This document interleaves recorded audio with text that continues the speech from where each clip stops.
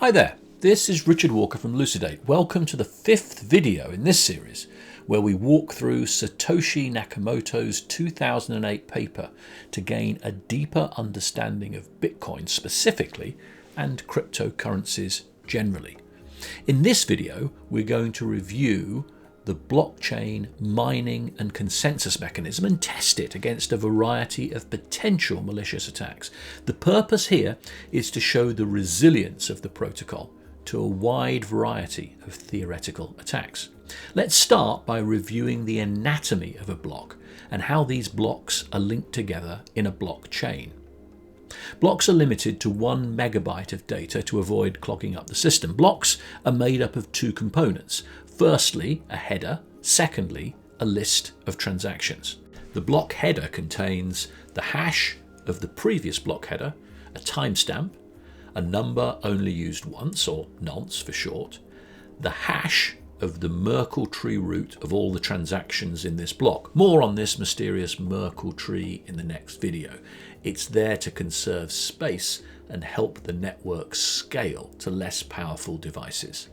And the mining difficulty, the target number of leading zeros. The first transaction in the list of transactions is called the Coinbase transaction. This is the block reward that the miner will receive if they're successful in mining this block. It's the only type of transaction without any input UTXOs. It can only be spent by the private key of the successful miner. All of the block is text. Crucially, this text contains the hash of the previous block header, and all of this information together can be hashed by SHA-256. The various hashes and timestamps and transaction details are all fixed. The miner of the block has one thing that they can alter, the nonce. The block will be successfully mined if the miner can find a nonce that makes the resulting message digest start with a certain number of zeros. In the last video, we used 50 as the number of leading zeros. The number of leading zeros is not a fixed number. The number's altered up or down so that each block is mined on average every 10 minutes. In Bitcoin parlance, this is known as the difficulty.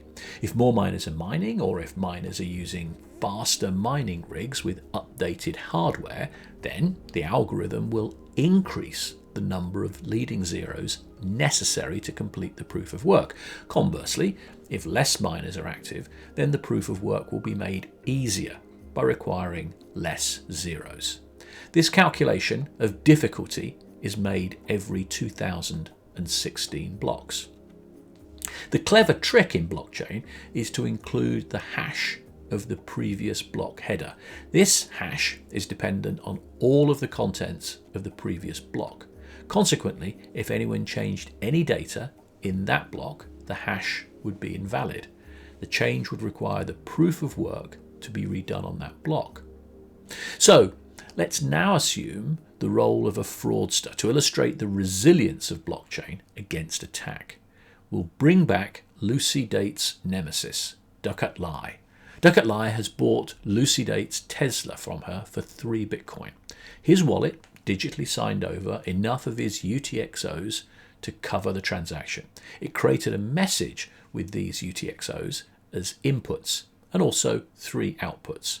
1 to Lucy for her 3 Bitcoin, the change UTXOs back to Ducat, and a small transaction fee to the successful miner as an incentive for miners to prioritize this transaction in the next block.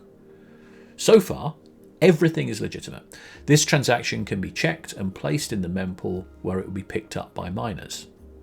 After 12 minutes and 55 seconds, a miner that included this transaction in their block successfully finds the nonce and broadcasts this block to the network where it's validated and added at the end of the chain. Miners will pick up new transactions from the mempool and begin mining on top of this block. Lucy sees the transaction in the ledger and hands the keys of the Tesla to Ducat. So far, everything is legitimate and as it should be. But Ducat has a plan. He takes the newly mined block and removes his 3 Bitcoin to Lucy transaction from it. He then attempts to find a nonce for that modified block. He's in a race with all the other miners and they have a head start. In order to get the longest chain, Ducat will have to 1. Find the nonce to match his fraudulently modified block, and then grab a bunch of new transactions from the mempool, mine on top of his fraudulent block, and get a nonce for the new block. That is to say, he has to find 2 nonces, all on his own. And all this has to happen before all of the other miners find just 1 nonce. Theoretically possible, but frankly highly unlikely. What is likely is by the time that Ducat has found his second nonce, the chain mined by all the other miners will be many, many, many blocks ahead of him. In blockchain parlance, he doesn't have enough hashing power. But let's change a couple of things. Let's say Ducat has come by some fancy new mining hardware powered by a quantum computer. This is 15,000 times faster than any other rig used by any other miner. Let's also say that he's colluded with several other powerful miners and promised to let them ride in his Tesla if they join him in his scam to defraud Lucy. The combination of the novel hardware and his dishonest associates give him control of 80% of the network. It's now not only theoretically possible, but frankly likely, that Ducat will find 2 nonces before the rest of the honest miners find 1. He can now broadcast his longest chain to the network. Everything will check out, the nonces will match, and the miners will abandon the shorter chain and mine on Ducat's chain. This chain does not contain the record of the 3 Bitcoin paid to Lucy, nor, should it be said, the block reward or any fees paid to the miner who first legitimately mined that block. As Ducat was able to amass 80% of the hashing power on the network, he was 4 times as likely to find the nonce as all of the other miners put together. While this clearly doesn't guarantee he will find the nonce first, the odds heavily favour him. In the example we chose, finding 1 nonce would not be enough. He would have to find 2 nonces before the rest of the miners found 1. But again, the odds favour Ducat. He has just under a 2-to-1 chance of finding 2 nonces before the legitimate miners find 1. This is not a guarantee that he will be successful, but the odds are in his favour. This is an example of what is referred to as a 51% attack, so called because an agent or cartel in control of the majority, i.e. greater than 50%, of the hashing power on the network could, in theory, pull this off.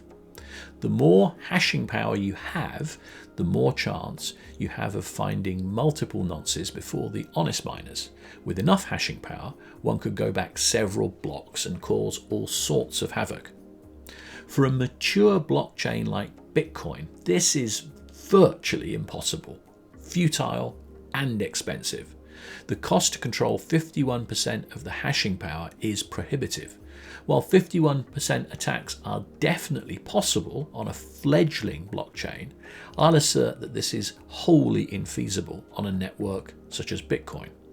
This is something that Satoshi spent over 1/3 of the paper on. It was clearly uppermost in the mind of the designer to ensure that this type of attack would be thwarted. Another theoretically possible but unlikely form of fraud goes by the name of a Finney attack. Hal Finney was the first person to receive a Bitcoin transaction. He first highlighted the potential for this attack. Consequently, it's been named after him. The attack occurs in 3 stages. 1. Lay a trap. 2. Execute a fraudulent transaction. 3. Spring the trap. The trap is where you make a Bitcoin payment from one account that you control to another account that you own. You successfully mine the block that contains the transaction, but you do not yet broadcast that block to the rest of the network. You then make a payment using the same UTXOs to another person in return for goods and services. This is the fraudulent transaction. You then broadcast the original successfully mined block to the network. Nodes will accept this block, and this will invalidate the second transaction as the UTXOs will already have been spent. To execute this type of attack, the miner needs to have confidence that they have enough hashing power. They also require that no other miner will find the proof of work before the fraudulent transaction is accepted. 51% attacks and Finney attacks can only be executed by miners. A race attack is less subtle and can be executed by anybody. In this case, a fraudster or cartel of collaborating fraudsters spend the same UTXOs at the same time. All but one will be rejected, but if the vendors don't wait for a block confirmation before delivering their goods or services, they will discover that their transaction will be rejected when mining the next block. In order to protect against these attacks, 51%, Finney, Race and others, it's usual for vendors to wait for at least one confirmation. As we've mentioned in earlier videos, transactions in the mempool are not considered secure. They might contain fraudulent transactions. It's usual to wait for at least one confirmation. This should take roughly 10 minutes. For larger transaction sizes, more confirmations are recommended. Most exchanges require 3 confirmations for deposits. The settlement time here is therefore roughly 30 minutes. To date, Bitcoin has proven resilient against these and other types of malicious attack.